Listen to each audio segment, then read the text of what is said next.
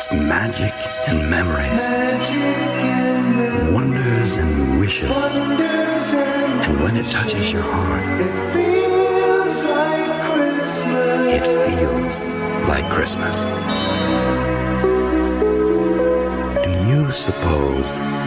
Do you just suppose, and I'm speaking to adults here as well as children, do you suppose that on Christmas Eve, when the whole household sleeps, that toys might come to life and dance around the Christmas tree? That stuffed animals tiptoe across rooms or upstairs to kiss children on the cheek?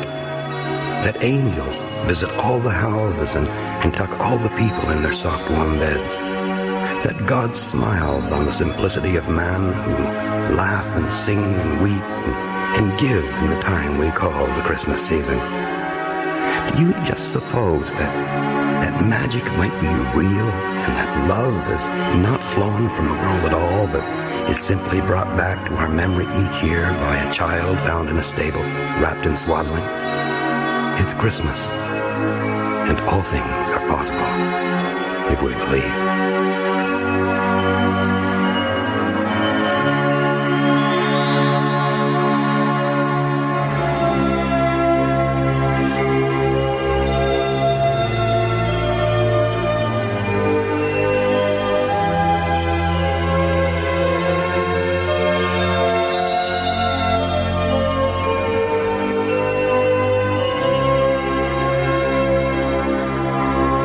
When I was a child, Christmas rested not so much on gifts, but on the feeling. Odors that had been missing for 11 months were suddenly there again. The smell of special treats baking in the kitchen. New-cut boughs of spruce, fir, pine, and balsam. Multicolored hard candy and mixed nuts would suddenly appear in a wooden bowl, complete with a tarnished silver nutcracker. Dad's socks would then become important, and we kids would rush to see who could find the longest one, and then we'd hide it away in our own secret place while Papa searched for his missing footwear. We would dream of the candy and the nuts, the tangerine, and perhaps a nickel toy we might find there on Christmas morning. But as far as gifts were concerned, we didn't expect much, and what we got was usually homemade. Knitted socks or mittens, a toy carved from wood. Money wasn't too plentiful in those days. They're just memories now, but good memories of when the feeling meant more than what we got. The Christmases of yesteryear.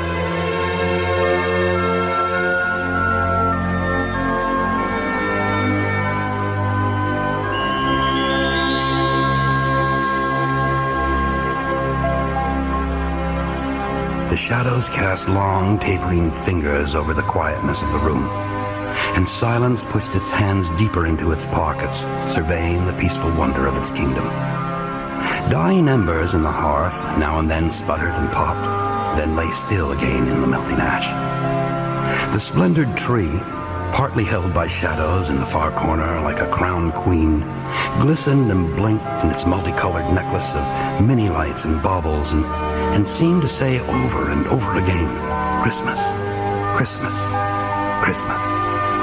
And the walls and the ceiling bounced the reflections back with quiet excitement. Gaily wrapped gifts in bright boxes, ribbons and bows, blanketed its feet like painted snow and seemed to sing without singing.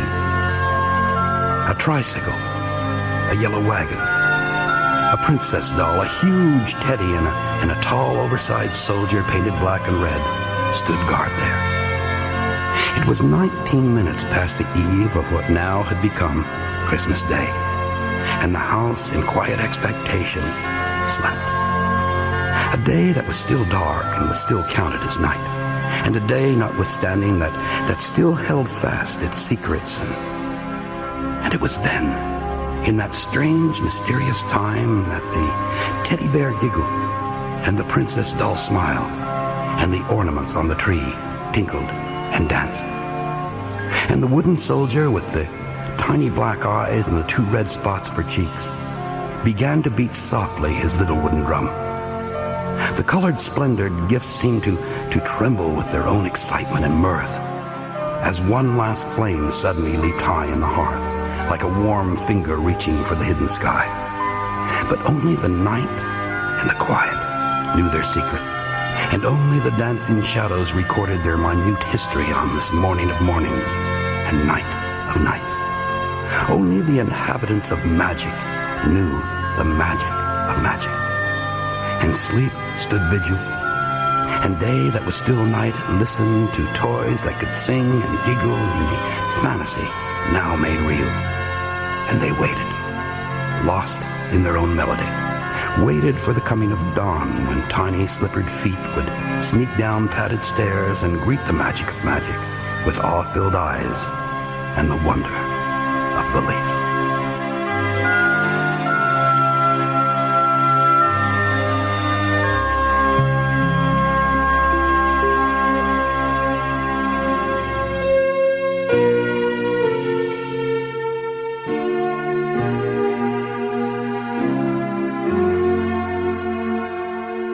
I think it was back in 1972 or 1973 that Mrs. Beasley, the grandmother doll, was so popular with little girls.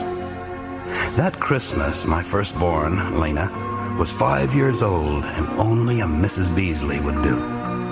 It was at the very top of her wish list, and even to talk of it made her shiver with delight. Well, she got her Mrs. Beasley and 4 other large dolls as well. But Mrs. Beasley was the prize, and she hugged it all of that Christmas morning. We had friends visit in the afternoon. Their little girl had received only one gift that Christmas, a little plastic doll about 6 inches high wrapped in cellophane. Things had been very tough for them that year. And as the day moved on, our house filled up with company until there were people almost wall to wall.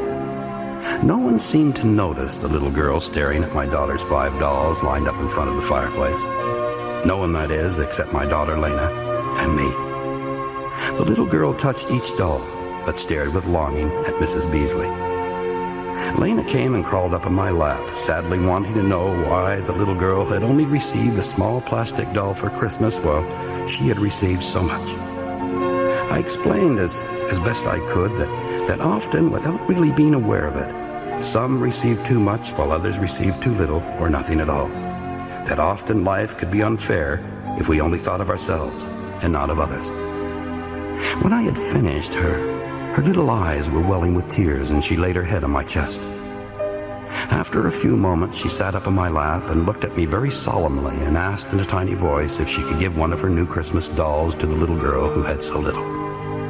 I told her that it was up to her. She got down from my lap and went over to where her dolls were all lined up neatly in a row. And one by one, she picked them up, looking at the little girl and then studying the doll in her hands. She did this with everyone that is, except Mrs. Beasley. I could see the incredible battle going on in her 5-year-old mind. I wanted to reach out to her, hold her to me, and protect her from such decisions. But I didn't. I just waited and watched.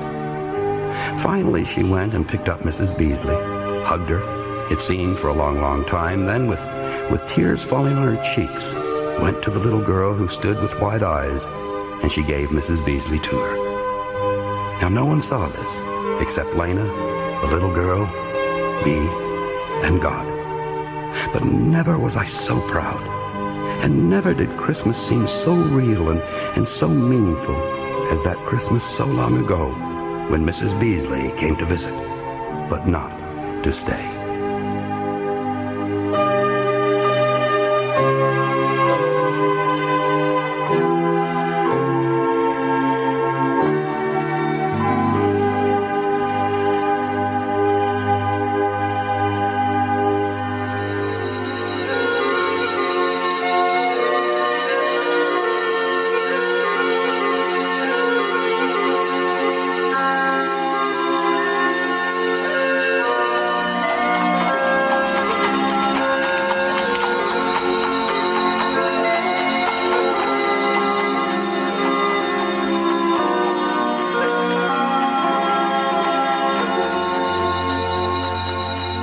The little boy had only $5 to buy his mother a Christmas present, but it seemed like $1 million to him. He had saved every penny himself throughout the whole year so that he might get her something special, and all on his own.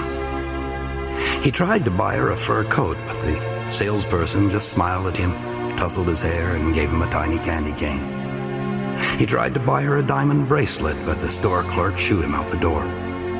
It was the same with a set of dishes and a rocking chair and a big fluffy sweater with pandas on it. And finally he came to an old second-hand store with dusty shelves and dusty odds and ends and dusty memories. And on a way-up shelf in a far, far corner stood an old wooden soldier with only one eye and with no nose and with one of its arms broken off. It was all his $5 could buy. So he took it home and he wrapped it in some old birthday paper he had saved just for that purpose, and he gave it to his mother on Christmas morning. And much to his delight and surprise, she made more fuss over his gift than over any other. She placed the wooden soldier on the mantel with the other Christmas decorations, not only that Christmas, but every Christmas thereafter, and always told the story to all and any who asked.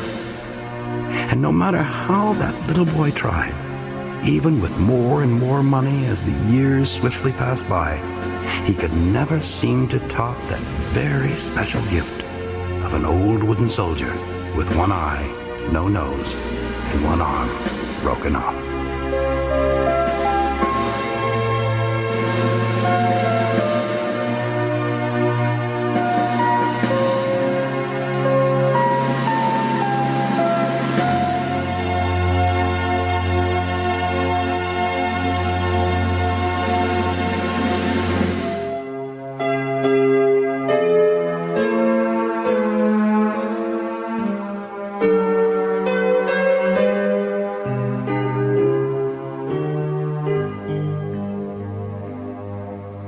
The crystal chandelier of sky, star-studded on the wrist of God, filters through the holy night on moonbeams where sweet angels trod.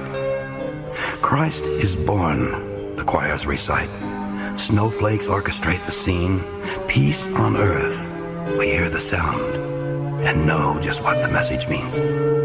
Memories swirl on dimpled dreams of peppermint and stockings hung, sparkling trees and kitchen warmth, Christmas carols so softly sung. Kindness swells the smallest heart, goodwill beckons all to sing, kneeling by a manger stall, glory to the newborn King. Winter wonderland of sights, of smells and taste and special sounds, pealing bells that touch the night to bring the hope of Christmas down. Old and young join hands in praise. It is the season without end. Let all rejoice and raise our voice to peace on earth, goodwill to men.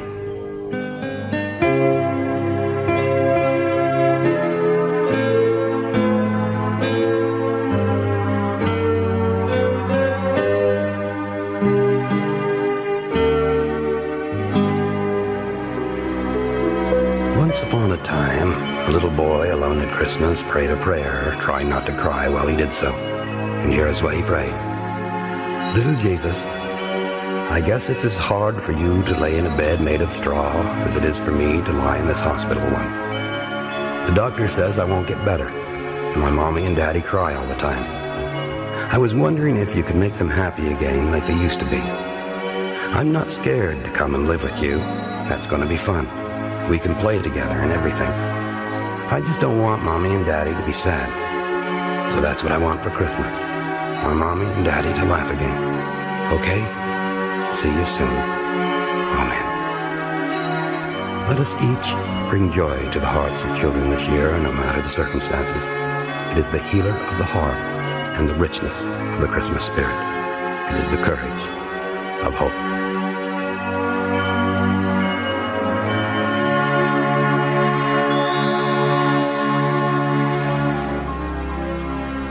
The Christmas memories, gone and yet alive in the fragmented moments of yesterday's dreams. The inky blue of magical nights, spilling a million and more stars into the untried and searching minds of children. Dancing hearths reflected in frost-covered windows, and the scraping of snow shovels serenading the dance of a billion snowflakes in search of a seasonal home.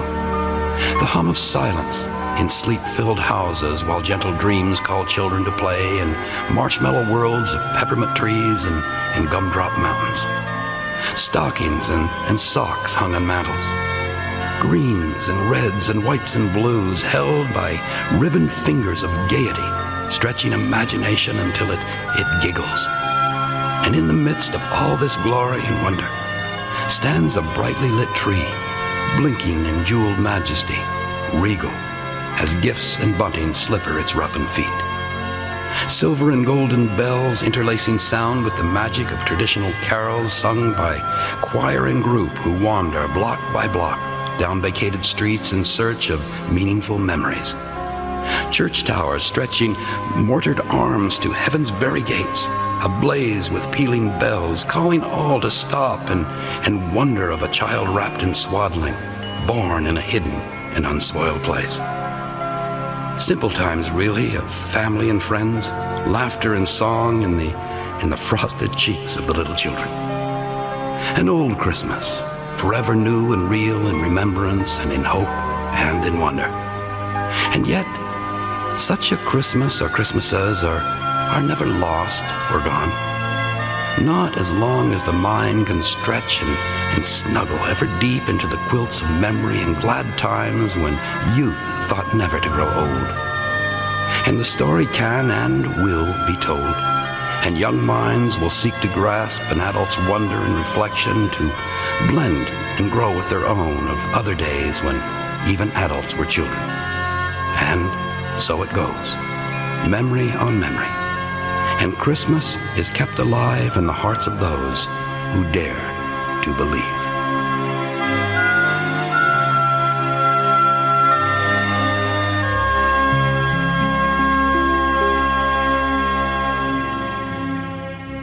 In this season, memories abound, gently falling like snowflakes to the ground.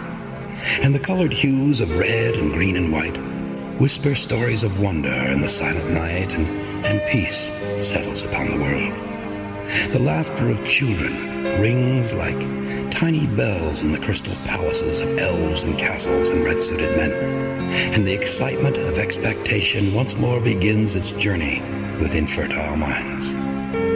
Trees blaze in artificial light to capture imagination, and within the night, phantom shadows dance to the hoarse, warm glow on walls and ceilings, while outside snow scurries in downward sway to paint the earth white and surprise the coming day with its contours made of dreams.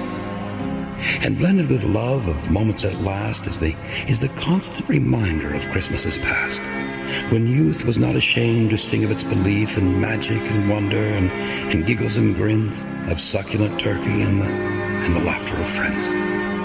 And high overhead in the blueness of night, inky in depth, angels take flight to swirl amongst the stars on their gossamer wings, touching our hearts with the glad tidings they bring.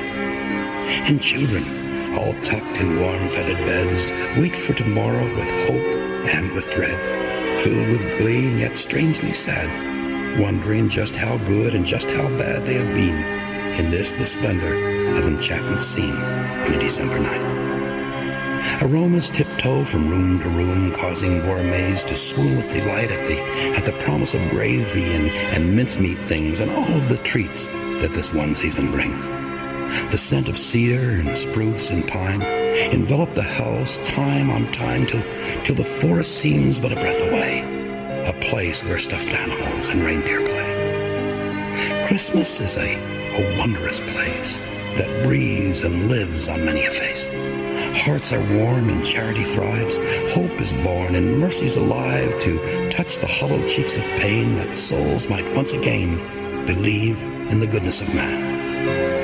And so, the memories gather round to touch the hearth of a holy ground, where songs are sung and smiles are found. It's Christmas, and its moments will thrill us, and its story will last through all of the seasons, to future from past. Its lyric will linger, its song has no end. Peace to our hearts, and goodwill to men.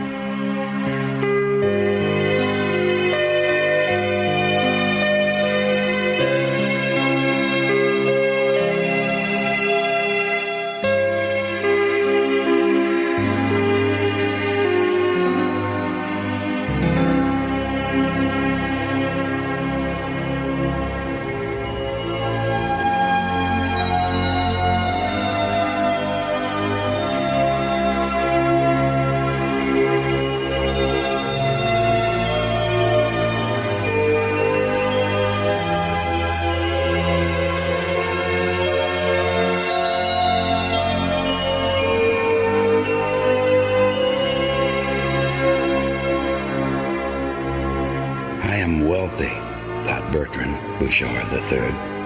I have everything money can buy. He sipped his expensive brandy and stared into the fire. Everything that money can buy. Out on the street, an old woman pushed a rusted grocery cart filled to the brim with treasures that other people had classed as junk and thrown away. I am rich, she thought. Christmas is a good time of year. She hobbled along, looking for a doorway to rest in before she continued her search for more treasures. And in another part of the city, a man looked in on his sleeping children and smiled. I have such abundance, he thought. God has been good to me. And Christmas settled upon the world, and an old priest knelt by his altar and whispered, "Thank you, Lord, for coming down, for you are the richness of both earth and heaven."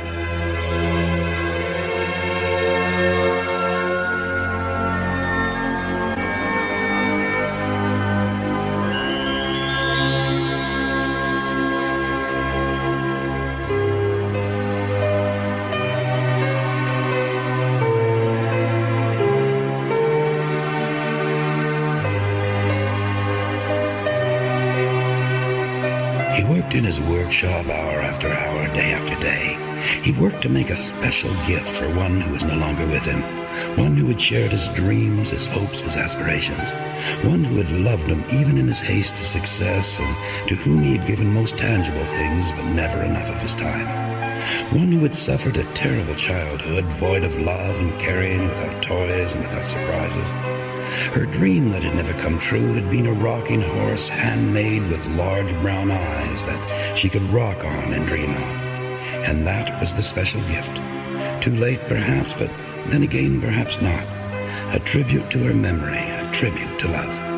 Finally, he finished it late Christmas Eve and placed it before the tree. He sat in his chair, allowing the tears to flow and the apologies of his heart to speak. And suddenly, as he watched with tear-glazed eyes, the horse began to rock.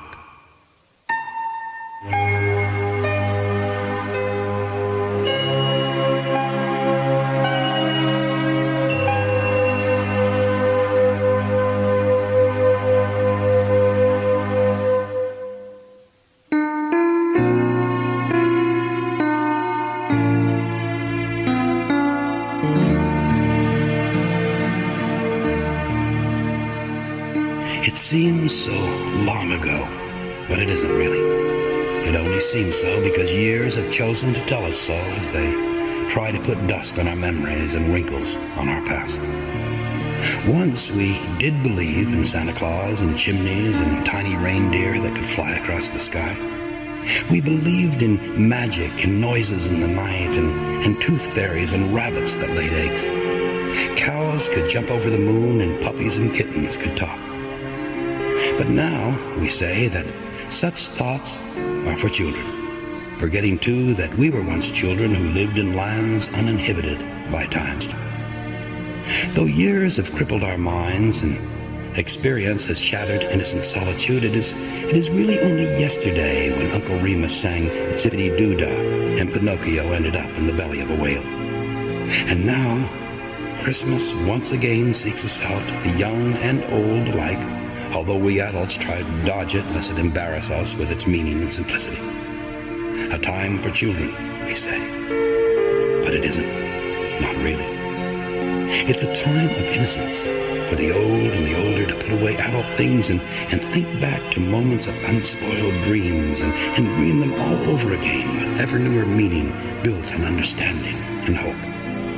It is a time for the young to have questions answered by those they look up to so that their later memories too might be filled with the guidance of they that are no more. The harsh realities of a competitive world plague us for almost 350 days. And then for 15 days or so, the magic of peace comes to bid us greeting and to remind us that goodwill is not dead but alive in giving and receiving, and that sweet music can still melt the heart and cause our hands to reach out to stranger as well as to friend. And though many of us are loath to admit it, the magic of childhood sneaks quietly into our aging hearts and coaxes us once more to believe. And in the quiet of a silent night, we may smile and desperately try to hold back the gentle tear to tell us that, especially at Christmas, we are forever young and never old. It only seems that way.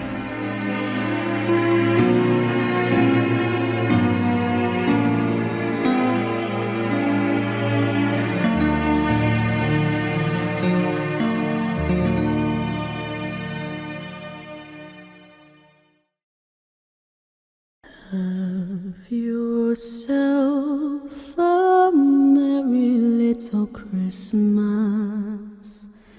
Let your heart be light. From now on, your troubles will be out of sight.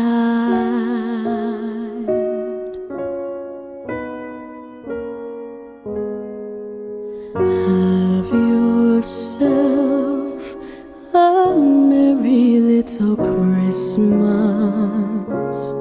Make the